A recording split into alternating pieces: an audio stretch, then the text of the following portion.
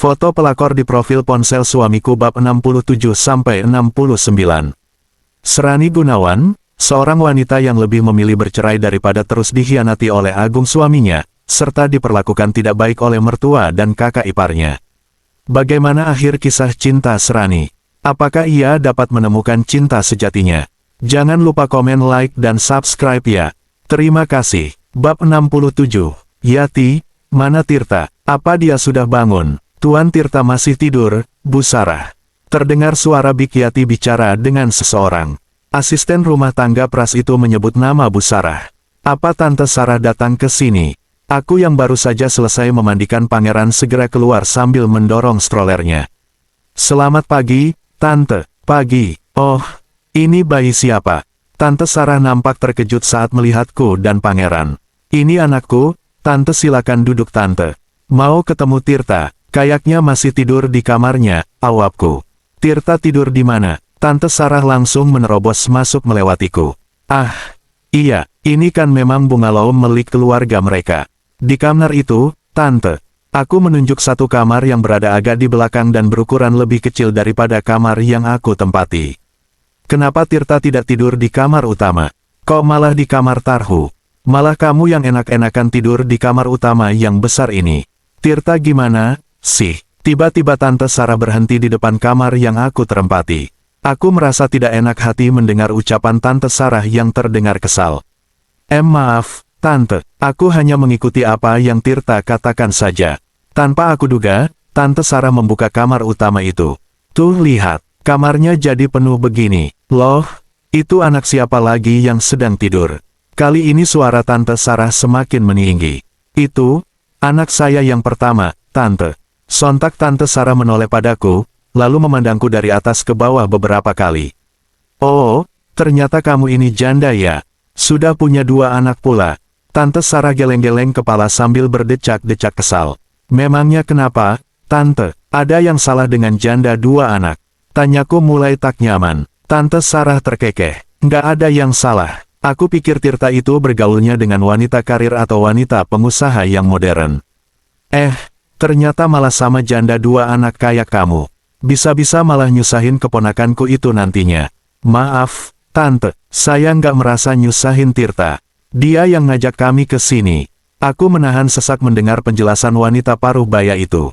Halo, sudahlah. Memang susah kalau bicara dengan wanita rumahan kayak kamu. Paling ngertinya cuma dapur dan ngurus anak.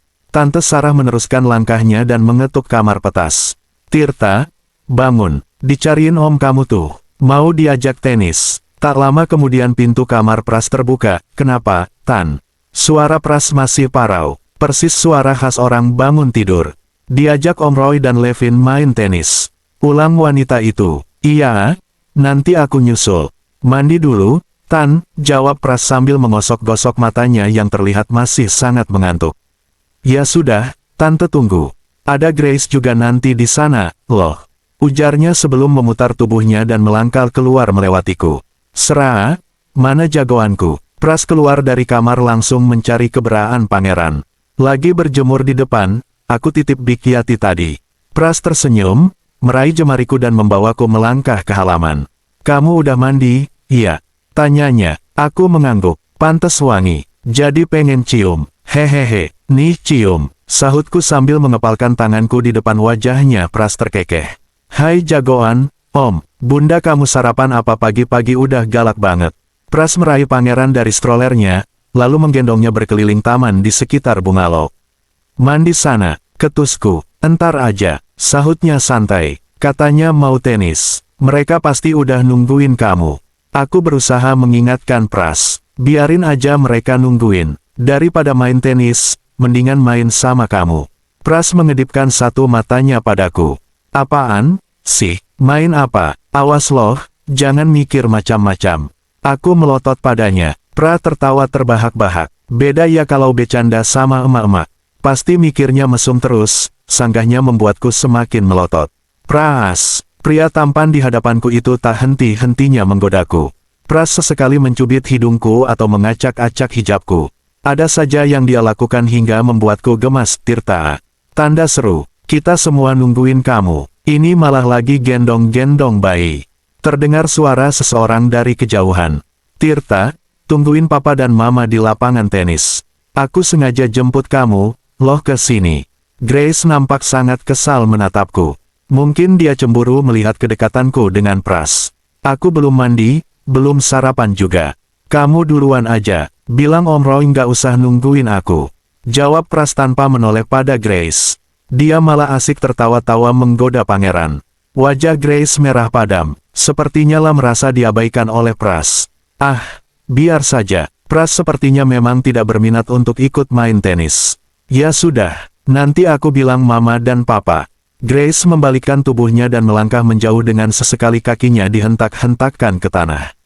Aku mengulum senyum melihat kelakuannya Grace. Apa seperti itu yang dikatakan Tante Sarah sebagai wanita modern? Kita menginap satu malam lagi ya di sini. Ucap Pras tiba-tiba. Sebenarnya kalau nggak ada Tante Sarah dan keluarganya, sampai 1 minggu pun aku betah di sini. Tapi, mereka jelas-jelas tidak suka dengan kehadiranku di sini. Sarah, tanda tanya, kok malah melamun? Kenapa? Kamu nggak betah ya? Pras mendekatkan wajahnya padaku. Walau belum mandi, pria ini tetap terlihat tampan dan masih wangi. Terserah kamu saja, tapi besok pulang ke Jakartanya jangan terlalu sore. Aku dan Kanu mau mempersiapkan bahan untuk meeting dengan satu perusahaan yang mengajukan kerjasama dengan perusahaanku. Oke, siap Bunda cantik. Matahari mulai tinggi. Pras membawa pangeran ke dalam. Aku mengikutinya. Aku mandi dulu. Setelah ini kita ajak anak-anak jalan-jalan ke kebun teh. Pras memberikan pangeran padaku. Pangeran yang sudah mengantuk akhirnya tertidur di pangkuanku. Perlahan aku memindahkan bayi lucu itu di tempat tidur. Suara Giska terdengar sedang di taman belakang dengan Bikyati. Putriku itu ternyata sudah mandi. Giska, jangan main kotor-kotoran, iya. Om Bule mau ajak kita jalan-jalan siap-siap sana. Oh, jadi kamu yang larang Tirta untuk main tenis. Terus kamu malah ajak dia jalan-jalan sama anak-anakmu. Aku hampir terlonjak saat mendengar suara Tante Sarah yang tiba-tiba sudah berada di belakangku. Maaf, Tante, aku nggak pernah larang-larang Tirta. Sepertinya memang dia enggan untuk ke lapangan tenis. Untuk apa alasannya? Silakan Tante tanyakan saja langsung. Orangnya lagi mandi. Aku berkata cukup tegas. Enak saja menuduh orang sembarangan. Hei, kamu jangan kurang ajar, ya.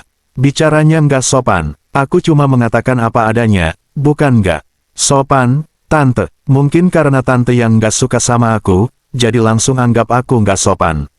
Sahutku lagi. Ayo Giska kita ganti baju ke kamar. Ada apa ini? Tiba-tiba Pras keluar dari kamarnya. Ini loh, Tirta, perempuan ini bicara kurang ajar dan nggak sopan sama Tante.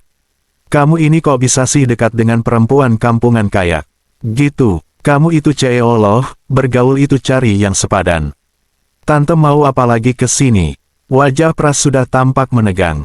Kamu nggak jadi ke lapangan tenis apa? Gara-gara diajakin perempuan ini pergi. Grace sampai nyamperin kamu loh tadi ke sini.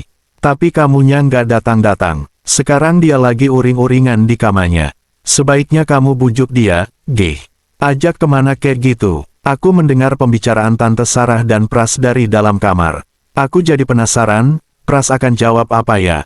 Apa dia ngikutin saran tantenya untuk membujuk Grace? Bab 68. Apa kamu nggak kasihan sama Grace? Dia itu berharap banget tadi kamu akan susul dia ke lapangan tenis. Suara Tante Sarah masih terdengar membujuk Pras. Maaf, aku nggak bisa, Tante. Aku sudah janji untuk ajak Sarah dan anak-anaknya jalan-jalan siang ini. Aku tak menyangka Pras menjawab seperti itu.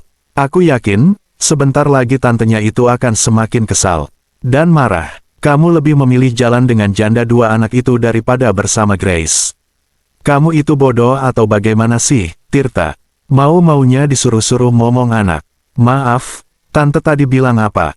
Saya bodoh. Suara Pras terdengar dingin dan tegas. Oh, bukan begitu maksud Tante. Tapi bagaimana kalau kamu ikut sebentar ke Bungalow Tante? Nanti kita bicara di sana. Nada bicara Tante Sarah mulai melunak. Latak lagi ngotot seperti tadi, maaf. Aku tadi sudah bilang kalau aku nggak bisa, Tante. Pendengaran Tante masih bagus kan? Atau ingatan Tante yang sedang ada gangguan? Aku terkikik geli mendengar ucapan Pras barusan. Aku jamin setelah ini tidak akan terdengar lagi suara tantenya itu. Sera, kamu sudah siap. Beberapa menit kemudian terdengar suara ketukan pintu dan panggilan dari Pras. Sudah, Pras. Sebentar lagi kami keluar, sahutku dari dalam, aku tunggu di mobil. Suara langkah Pras mulai agak menjauh. Giska, ayo kita keluar.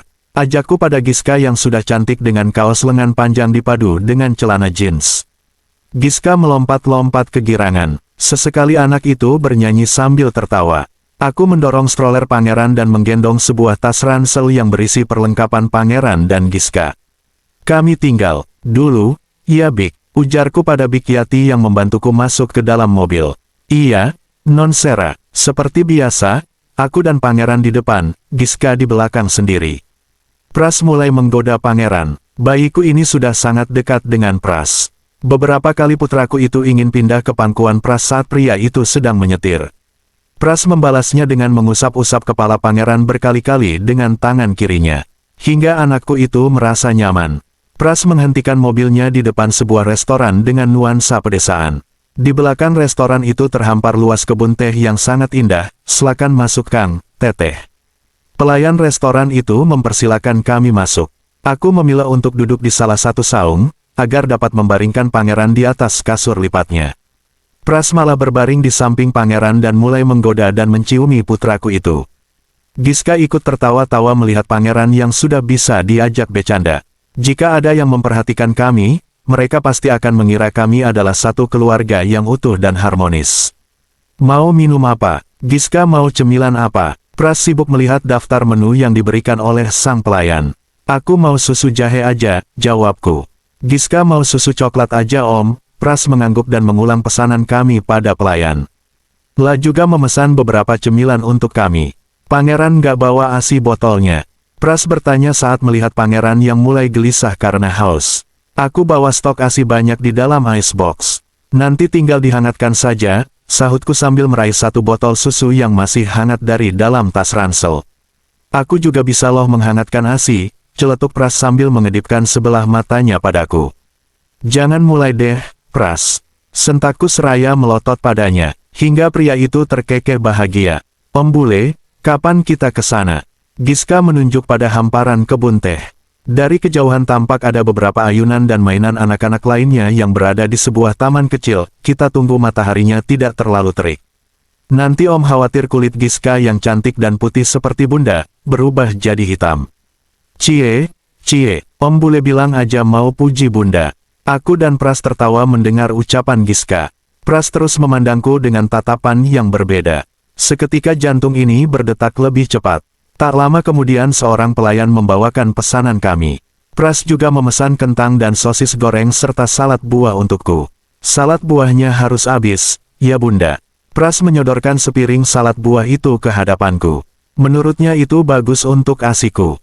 Aku terharu, Pras sangat peduli untuk hal-hal seperti itu. La benar-benar menjalankan amanat Arif untuk menjagaku dan anak-anak dengan benar. Matahari sudah tidak terlalu panas, Pras mengajak kami berjalan-jalan ke kebun teh yang berada tak jauh di belakang restoran ini. Pras memilih untuk mengendong pangeran, karena permukaan kebun yang tidak rata membuat pangeran tidak nyaman jika berada di atas stroller.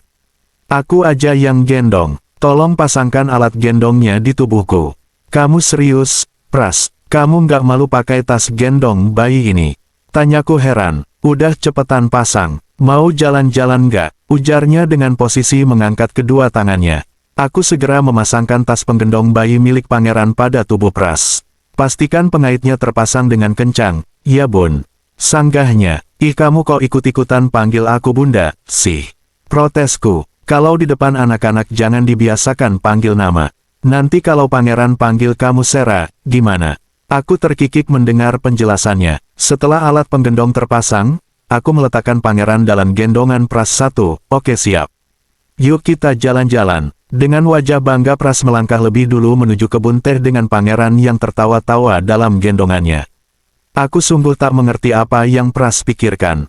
Bayangkan saja, seorang CEO dan artis terkenal, tidak malu memakai alat gendongan bayi. Apalagi, pangeran bukan anak kandungnya. Aku dan Giska mengikuti Pras melewati jalan setapak yang berada di antara kebun teh. Sesekali kami berhenti dan berfoto berempat. Banyak para pengunjung yang memperhatikan kami. Apalagi mereka telah mengenal siapa Tirta Prasetya. Pras seperti tak peduli. Pria itu justru terlihat bangga merangkulku dan Giska saat berfoto. Entah akan ada berita apa lagi setelah ini di media sosial nanti. Lalu bagaimana jika Tante Sarah melihat berita itu? Kenapa, Bun, kau ngelamun? Tanya Pras saat menghampiriku. Saat ini kami sudah kembali di saung. Pangeran juga sudah kembali, aku baringkan di atas kasur lipatnya. Pras, tolong jangan panggil aku seperti itu. Bagaimana jika ada yang dengar? Mereka pasti mengira kita ini suami istri. Pras membuang pandangannya dariku. Lalu pria itu menghempas napas kasar. Kenapa? Apa mengingatkanmu pada seseorang? Atau kamu risih dan gak suka? Cecarnya. Pras duduk bersandar pada tepi saung. Kini ia menatapku tajam. Bukan gitu. Aku suka, kok. Hanya saja ini kan tempat umum, Pras. Kamu itu artis terkenal. Selanjutnya kamu pasti paham dengan maksudku. Aku tidak peduli, Sarah. Aku tidak peduli mereka bicara apa. Aku hanya peduli dengan kalian bertiga. Tanda seru petik 2. Ucapan tegas dari mulut Pras barusan membuatku terdiam. Aku tahu, Pras, sejak Arif pergi, kamu menghabiskan waktumu hanya untuk kami bertiga. Tapi apa kamu tahu, kadang hal ini membuatku tersiksa. Karena rasa itu semakin lama semakin tak bisa kuhindari. Rasa itu semakin lama tumbuh di dalam sini. Andai kamu tahu semua yang kurasakan ini, Pras. Bab 69. Itu kan Tirta Prasetya yang artis itu. Lama nggak muncul tahu-tahu sudah punya anak aja. Terdengar obrolan para pengunjung restoran yang juga sedang berjalan-jalan di sekitar kebun teh ini. Kemarin gosipnya lagi dekat sama janda. Jangan-jangan jandanya yang cantik itu, pantesan aja si Tirtanya mau. Jandanya cantik kayak anak gadis. Cantik tapi tetap aja janda. Sayang banget ganteng-ganteng dapatnya janda. Iya, harusnya Tirta itu jodohnya artis lagi atau model terkenal. Ini malah janda, udah punya anak 2 pula. Astaga, kenapa mereka bicara terang-terangan seperti ini di dekat kami? Kupingku hampir panas rasanya. Aku menggandeng Giska untuk mempercepat langkah kami melewati jalan setapak di kebun teh ini, menuju saung. Sarah, kamu kenapa? Pras yang masih menggendong pangeran tiba-tiba menyusulku dan meraih salah satu tanganku. Lepasin, Pras. Sontak aku menepis tangan kekarnya, hingga pria itu terkejut. Terdengar hempasan napas kasar dari pria bule yang berjalan di belakangku. Dia tak lagi memanggilku atau bertanya padaku hingga kami sampai di saung. Sepertinya ia paham dengan yang sedang aku rasakan. Aku yakin, ia juga mendengar bisikan dan obrolan para pengunjung tadi. Restoran ini semakin sore, malah makin ramai. Semakin banyak pula mata yang memandang pada kami. Terutama pada Pras yang dengan santainya menggendong pangeran dengan tas gendongan yang berada di bagian depan tubuhnya. Pria itu sama sekali tidak nampak canggung. Bisikan-bisikan para pengunjung kembali terdengar. Mereka menyebut-nyebut nama Tirta. Pras, sini pangeran biar sama aku lagi. Aku meraih pangeran dari gendongan Pras. Namun tidak aku duga, anakku malah menolak. Pras tertawa bahagia. Ia merasa menang karena pangeran tak mau denganku. Kasihan deh, bunda, dicuekin. Hahaha. Pras kembali membawa pangeran jalan-jalan di sekitar saung. Pangeran melompat-lompatkan tubuhnya sambil tertawa. Anakku itu sangat senang. Apalagi sejak lahir ia memang tidak punya ayah. Hanya Pras yang selalu memberikan kasih sayangnya pada pangeran dan Giska. Dengan percaya dirinya Pras berjalan-jalan di sekitar saung bersama pangeran dan Giska. Sesekali ia memperlihatkan beberapa ikan hias yang berada di dalam sebuah akuarium besar di restoran itu. Bunda, sini dong, teriak Pras memanggilku. Astaga, Pras, apa dia tidak sadar? Gara-gara suaranya yang memanggilku dengan sebutan bunda, sontak semua pengunjung menoleh padaku dan Pras secara bergantian. Aku bergegas menghampiri mereka sebelum Pras kembali berteriak. Pras, para pengunjung sedang memperhatikan kita, loh. Bisikku saat sudah berada di sebelahnya. Aku sudah bilang tadi, aku tidak peduli. Sudah, abaikan saja, oke. Aku mengangguk mendengar ucapan Pras. Sebaiknya aku mengikuti saran Pras saja. Maaf, Pras, mungkin aku memang tak terbiasa menjadi pusat perhatian orang-orang di sekitarku, ucapku pelan. Mulai sekarang kamu harus membiasakan diri. Karena kamu akan selalu ada di dekatku. Ucapan Pras kali ini sukses membuatku kembali berdebar. Selalu, maksud kamu? Sontak aku bertanya karena penasaran. Pras tak menjawab. Ia hanya diam menatapku ragu. Seperti ada sesuatu yang sedang ia pikirkan. Pras, Sera, kami bicara dalam waktu bersamaan. Hingga kami terkekeh. Kami masih saling berbisik dan berdiri berdampingan. Saling senyum, dan kembali saling diam. Aku mengalihkan pandanganku mencari Giska. Astaga, kemana gadis kecilku itu? Pras, Giska mana? Jeritku tertahan. Sungguh aku merutuki kebodohanku yang sempat tidak fokus pada anakku sendiri. Malah asik bisik-bisikan sama Pras. Ya Tuhan, ibu macam apa aku ini? Mendengar jeritanku, Pras langsung mengedarkan pandangannya ke seluruh penjuru. Kita berpencar. Kamu bawa ponsel. Seru Pras seraya melangkah cepat ke pintu keluar. Sementara aku kembali menuju ke area kebun teh, mataku memanas. Aku melangkah sambil berteriak memanggil nama Giska. Aku tak peduli orang-orang memperhatikan diriku. Kang, lihat anak saya yang tadi. Aku bertanya pada salah satu pelayan yang tadi sempat mendatangi saung yang kami tempati. Maaf, Bu, saya nggak lihat. Coba informasikan ke bagian keamanan di depan, Bu. Aku mengangguk sambil menyapu pandangan ke seluruh taman dan kebun teh. Jantungku semakin berdetak cepat saat tak melihat gadis kecilku dimanapun. Giska, kamu di mana, sayang? Air mataku terus mengalir, walau aku tetap terus melangkah ke sana kemari mencari Giska. Beberapa pelayan membantuku mencari di sekitar taman dan kebun teh.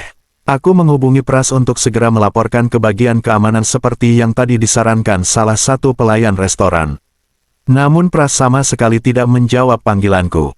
Ya Allah, apa Pras belum berhasil menemukan Giska? Kenapa dia tidak menjawab panggilanku? Bukankah dia yang memintaku agar membawa ponsel? Aku terus menghubunginya hingga puluhan kali. Namun Pras tetap tidak menjawabnya. Sementara langkahku sudah semakin jauh. Di sekitar kebun teh ini setelah beberapa menit berjalan, aku memutuskan untuk menghampiri Pras saja. Dadaku semakin sesak. Apalagi belakangan ini sedang marak tentang penculikan anak di media sosial. Tangisku semakin menjadi. Suara isak tangisku menjadi pusat perhatian dari orang-orang sekitar kebun teh. Tidak seorang pun dari mereka yang melihat Giska. Aku sudah kembali masuk ke restoran melalui pintu belakang yang tembus ke kebun teh.